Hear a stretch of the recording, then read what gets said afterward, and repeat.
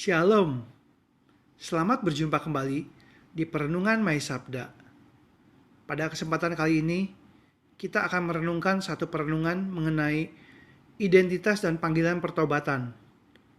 Perikop yang diambil adalah membahas bagaimana Lewi atau Matius dipanggil mengikut Yesus. Lewi si pemungut cukai. Mari kita renungkan bagian ini dari Lukas pasal kelima. Lukas pasal kelima ayat 27 sampai 32. LAI memberikan perikop ini judul Lewi pemungut cukai mengikut Yesus. Kemudian ketika Yesus pergi keluar, ia melihat seorang pemungut cukai yang bernama Lewi sedang duduk di rumah cukai. Yesus berkata kepadanya, "Ikutlah aku." Maka berdirilah Lewi dan meninggalkan segala sesuatu, lalu mengikut dia. Dan Lewi mengadakan suatu perjamuan besar untuk dia di rumahnya, dan sejumlah besar pemungut cukai dan orang-orang lain turut makan bersama-sama dengan dia. Orang-orang Farisi dan ahli-ahli Taurat bersungut-sungut kepada murid-murid Yesus. Katanya, "Mengapa kamu makan dan minum bersama-sama dengan pemungut cukai dan orang berdosa?" Lalu jawab Yesus kepada mereka, katanya, "Bukan orang sehat yang memerlukan tabib, tetapi orang sakit. Aku datang bukan untuk memanggil orang benar, tetapi orang berdosa, supaya mereka bertobat." Pemungut cukai pada zaman itu dianggap sebagai orang yang berdosa, orang yang najis, orang yang tidak disukai. Mengapa? Karena mereka adalah orang-orang yang dianggap berkelompokan dengan penjajah Romawi. Nah, dan Lewi ini adalah seorang pemungut cukai. Kemudian tetapi Yesus yang penuh kasih karunia dan kebenaran ini datang dan memanggil Lewi. Ketika dia sedang duduk di rumah cukai, Yesus berkata kepadanya, "Ikutlah aku." Maka berdirilah Lewi meninggalkan segala sesuatu dan mengikut dia. Kemudian Alkitab mengatakan bahwa Lewi mengadakan suatu perjamuan besar untuk Kristus, untuk Tuhan Yesus di rumahnya. Dan sejumlah orang pemungut cukai dan orang-orang lain turut makan bersama-sama dengan dia.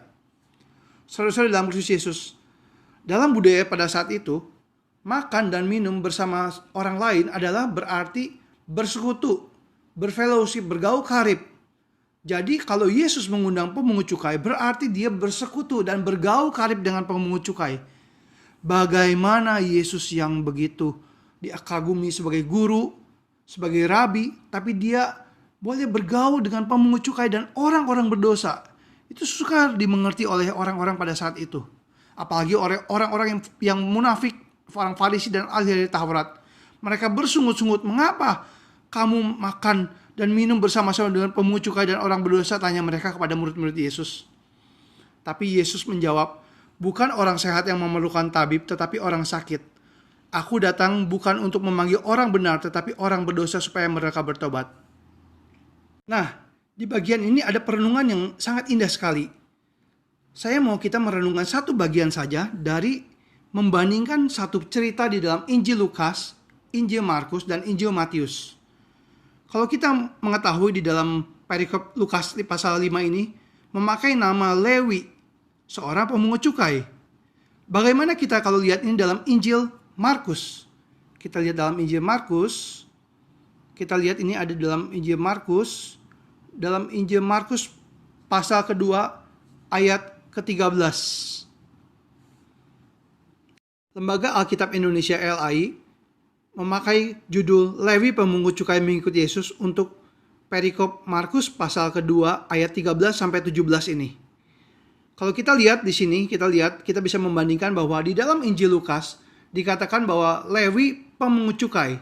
Di dalam Injil Markus pasal 2 ayat 14 dikatakan, kemudian ketika ia berjalan lewat situ, ia melihat Lewi anak Alfius duduk di rumah cukai. Lalu ia berkata kepadanya, "Ikutlah aku." Maka berdirilah Lewi lalu mengikut dia.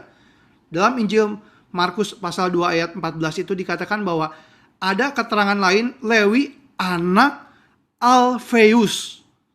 Tetapi masih memakai kata yang sama, pemanggilan nama yang sama, yaitu memakai kata Lewi. Bagaimana Injil Matius melihat perspektif Lewi pemungut cukai mengikut Yesus? Apakah sama dengan Injil Lukas dan Injil Markus? Sebelum itu kita membandingkan kata ini. ayat 17. Yesus mendengarnya dan berkata kepada mereka, "Bukan orang sehat yang memerlukan tabib, tetapi orang sakit. Aku datang bukan untuk memanggil orang benar, melainkan orang berdosa." Ini adalah dalam Markus 2 ayat 17. Kalau kita bandingkan dengan referensi silang, dengan kitab Lukas, ini katanya sama. Bukan orang sehat yang memerlukan tabib, tetapi orang sakit. Aku datang bukan untuk memanggil orang benar, tetapi orang berdosa supaya mereka bertobat. Tapi bagaimana dengan Injil Matius?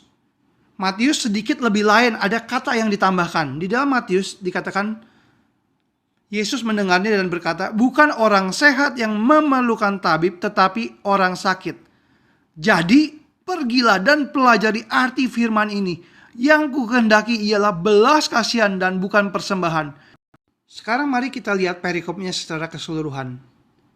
Ada perbedaan di dalam Injil ini, Injil Matius ini, dikatakan bahwa Matius pemungut cukai mengikut Yesus. Setelah Yesus pergi dari situ, ia melihat seorang yang bernama Matius duduk di rumah cukai. Lalu ia berkata kepadanya, "Ikutlah aku." Maka berdirilah Matius lalu mengikut dia. Nah, saudara-saudara dalam Kristus Yesus, di dalam Injil Lukas dipanggil namanya adalah Lewi pemungut cukai. Di dalam Injil Markus dipanggil namanya adalah Lewi, anak Alfius pemungut cukai. Sedangkan di dalam Injil Matius dipanggil namanya adalah Matius pemungut cukai mengikut Yesus. Kalau kita lihat saudara-saudara dalam Kristus Yesus, seakan-akan ini nggak terlalu banyak perubahan ya. Cuma nama Lewi dan Matius.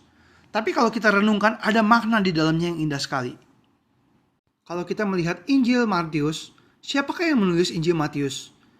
Injil Matius ditulis oleh Rasul Matius itu sendiri, seorang pemungut cukai. Jadi, kita bisa tahu bahwa Injil Matius ini dia sedang menceritakan kesaksian tentang pertobatan dia. Kalau kita lihat bahwa di dalam Injil Lukas dan Injil Markus, itu adalah orang lain yang menceritakan tentang pertobatan Lewi, seorang pemungut cukai. Sedangkan Injil Matius adalah Matius itu yang menceritakan dirinya sendiri yang mengikuti Yesus bertobat. Nah, siapakah Matius? Apa arti nama Matius? Nama Matius adalah, kalau kita melihat dalam definisinya adalah Matius.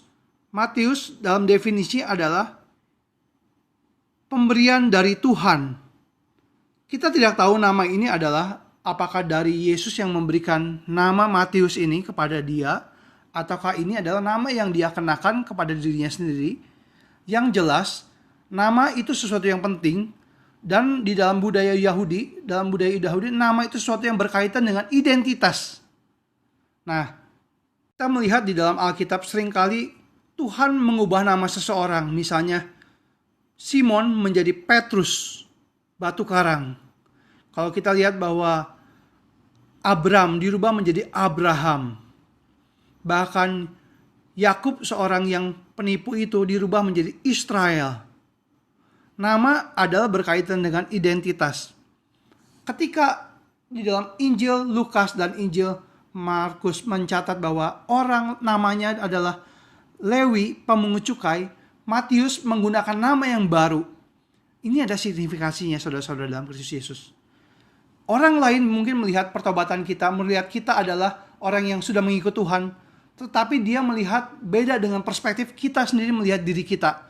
Karena kita yang mengalaminya. Kalau kita sudah mengalami kasih karunia Tuhan, kita melihat diri kita, saya ada sebagaimana saya ada karena anugerah Tuhan.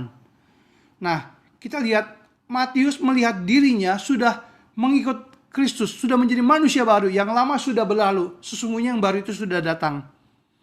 Jadi, dari perenungan ini saya ingin merenungkan satu hal untuk membawa kita merenungkan bahwa kita dahulu memang orang yang berdosa. Kita adalah orang yang jauh dari Tuhan. Kita orang yang patut dimurkai. Tapi oleh kasih karunia kita diselamatkan dan kita menjadi manusia baru. Mungkin orang lain bisa menilai kita bagaimana, masih melihat diri kita, oh orang si itu yang dulu pemungut cukai, namanya siapa gitu. Tapi kita sadar bahwa kita adalah orang yang baru, yang dikasihi Tuhan. Kita adalah pemberian dari Tuhan. Kita adalah yang disayang sama Tuhan. Kiranya renungan ini boleh menjadi berkat bagi kemuliaan nama Tuhan. Amin.